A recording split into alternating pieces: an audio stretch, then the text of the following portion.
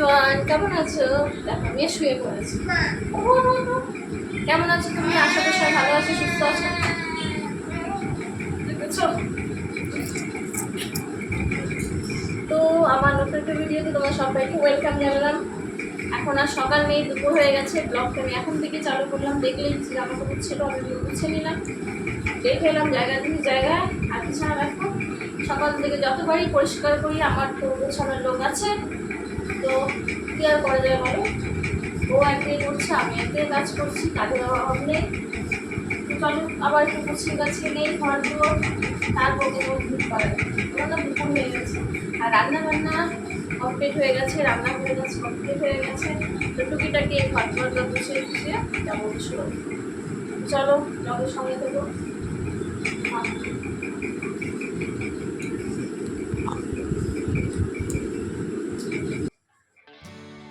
তো বন্ধুরা দেখো, আমি একটু বিছানাবাটি গুছিয়ে নিব। সকাল থেকে একই কাজ কতবার করতে হয় মানে ধারণার বাইরে। তো আগেই বললাম আমার বাড়িতে তো কাজের লোক আছেই। তাহলে বিছানাটা একটু পরিষ্কার পরিচ্ছন্ন করে তারপরে মেয়েকে যাবো শোয়াতে। বিছানার বালিশগুলো দেখো মানে কোথায় ছিল আর কোথায় রেখেছে। তো এই এখনই গুছিয়ে গেলাম, তো ঘুম থেকে উঠে দেখবে আবার অন্যরকম। তো তার সাথে আমার ছেলে তো আছেই, ও তো বড় হয়ে যা করে, আমি ছোট হয়ে তা অনেক ভালো আমার মেয়ে। তো দুজন যেদিন বাড়িতে থাকে সেদিন আর আমাকে খুঁজে পাওয়া যায় না। তো ছেড়ে দিয়ে যা খুশি কর একবারে, তখন আর বারে বারে করি না। যখন ওরা ঘুমোতে চায় দুপুরবেলা তখনই একবারে, সকাল থেকে ওরা যা করার করে তারপরে পরিষ্কার করি। মানে এই নিয়ে থাকলে তো আর হবে না বলো। তো চলো, বিছানাবাটি পরিষ্কার হয়ে গেছে। তো মায়েদের জীবনই তাই, যখন একা ছিলাম বাচ্চারা ছিল না তখন ধরো সময় মানে কাজ করেও কত সময় বেঁচে থাকতো না। আর এখন যখন মা হয়েছি মানে একটুখানি সময়ের জন্য মানে কী করি, নিজের জন্য সময়ই বের করতে পারি না। নিজে হয়তো পাগলের মতন থেকে যাই, নিজের কোনো শখ আহ্লাদ যতটুকু পারি পূরণ করি, কিন্তু সেইভাবে তার করা হয় না। তো দেখো ছেলে এসেও পড়েছে, ছেলেকে খেতেও দিয়ে দিয়েছি, খাওয়া হয়ে গেছে। তো ফ্রিজে একটা তরমুজ ছিল, ভাবলাম যে কেটে সবাই খাই, তো ওটাই কাটছি।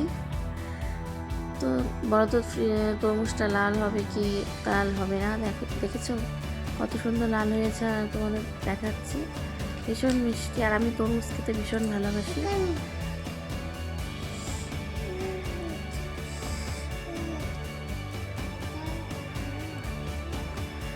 আর সন্ধে সন্ধ্যেও হয়ে গেছে, কারণ ছেলে তো যখন আসে জানোই 5টা বেজে যায়।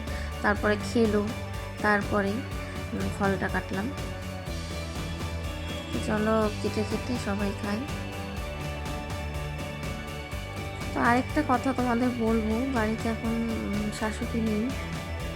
তো আমি কদিন আগে বলছিলাম আমার শাশুড়ি মা দিদা শাশুড়িকে দেখতে গেছিলো, তো উনি এখন অসুস্থ, তার জন্যই মনটা অতটাও ভালো নেই। মানে 1-2 দিন আগেই ভিডিও পোস্ট করতাম, তো করতে পারিনি, একটু দৌড়াদৌড়ির মধ্যেই আছি। আর মনটাও সেরকম ভালো নেই কারোরই, কখন কোন খবর আসে, মানে খুবই অবস্থা খারাপ। তো তার জন্য ভিডিও দেওয়া হচ্ছে না ঠিক মতন। Good evening friends.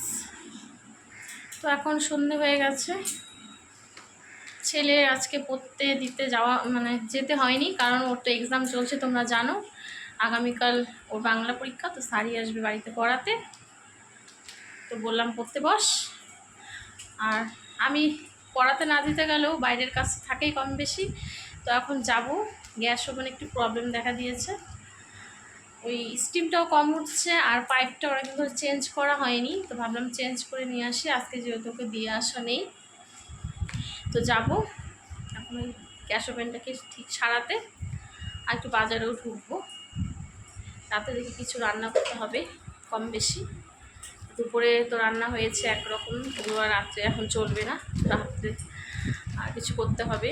তো চলো যাওয়া যাক বন্ধুরা, আবার আসবো, আবার রান্না করবো, এদেরকে কিছু খেতে দিতে হবে এসে। তো চলো যাই। তো দেখো গ্যাস ওভেনের দোকানে চলেও এসেছি, আর গ্যাস দেখা হচ্ছে কি প্রবলেম। আর তারপরে যাবো বাজারে, বাজার থেকে একদম বাড়িতে। তো বাড়িতে চলে এসেছি, আর স্যারও পড়াতে চলে এসেছে। চলো স্যারকে একটু চা বানিয়ে দিই। তো আমি বাজার থেকে এনেছি চিকেন, তো সেটাই এখন রান্না করব। তো স্যারকে চা দিয়ে নিজেও 1 কাপ চা নিয়ে বসে পড়েছি কাটাকুটিতে। আর দেখো রান্নাঘরে কাটতে বসেছি এই ফ্যানের নিচে, কারণ এত গরম মানে আর কি বলবো। আর মেয়েও স্যারের সামনে গিয়ে বসেছে বই পড়তে, বললো বই পড়বো, তো আমি বই দিয়ে বসিয়ে রেখেছি।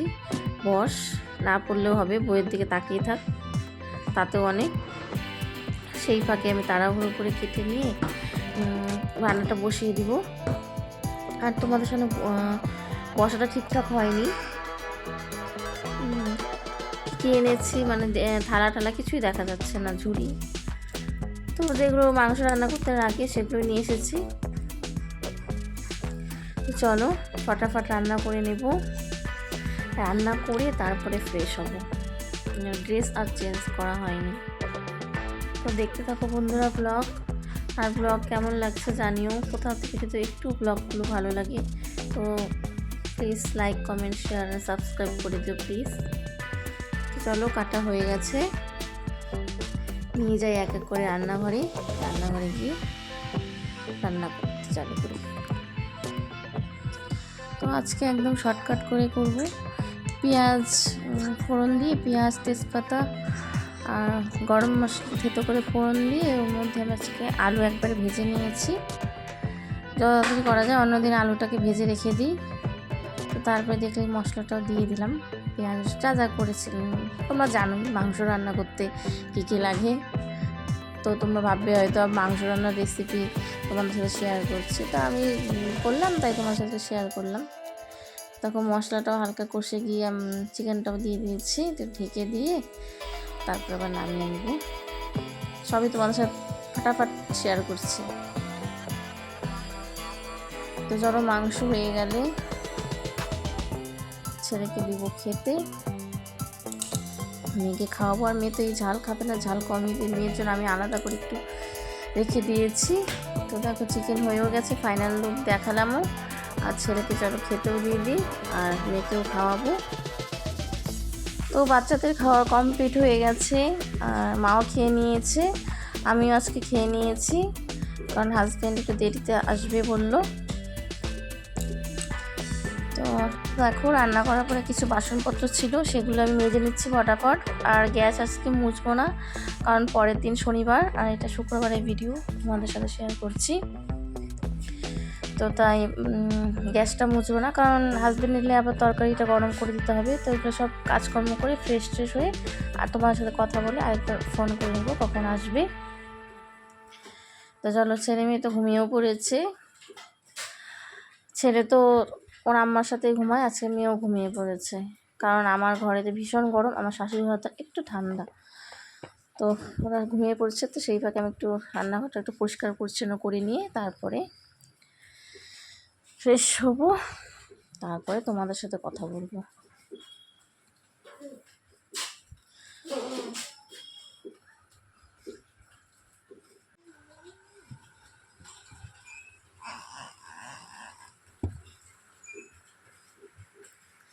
তো রাত্রে কিছু বাসনপত্র মেজে রাখলে সকালে সুবিধা হয়।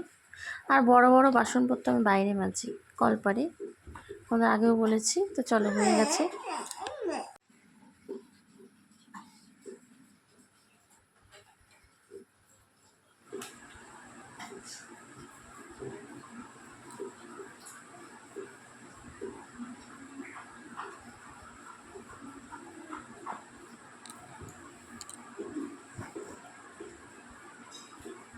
তো বন্ধুরা এখন বাজে রাত্রি 12টা 5। তো রান্নাঘরের কাজ টাজ মোটামুটি করেছি, বাসন মেজেছি, ছেলে মেয়েও ঘুমিয়ে পড়েছে। এখন ওদের বিছানাটা করা বাকি আছে। আর আমারও আজকে খাওয়া হয়ে গেছে, হাজব্যান্ড এখনো আসেনি, কখনো জানি ফোন করবো এখন তোমার সাথে কথা বলে। তো আজকে দুপুর বেলার থেকে ব্লগটা চালু করেছিলাম, তারপর থেকে কিছু কিছু দেখিয়েছি, সন্ধ্যার পরের থেকে ধরো মোটামুটি যা যা করেছি তোমাদের সাথে শেয়ার করেছি। তো এন্ড করবো, তাই ভাবলাম কথা বলে নিই তার আগে। তো এই আমার সংসার, ছোট ছোট বিষয় তোমাদের সামনে তুলে ধরি। কেমন লাগে ব্লগটা জানিও, ভালো লাগে অবশ্যই like comment share and subscribe অবশ্যই করে দিও, কারণ তোমরা যদি সাবস্ক্রাইব করবে আমার ভিডিও করার উৎসাহ অনেক অনেক অনেক বেড়ে যাবে। তো দেখা হচ্ছে next blog. Tata, good night.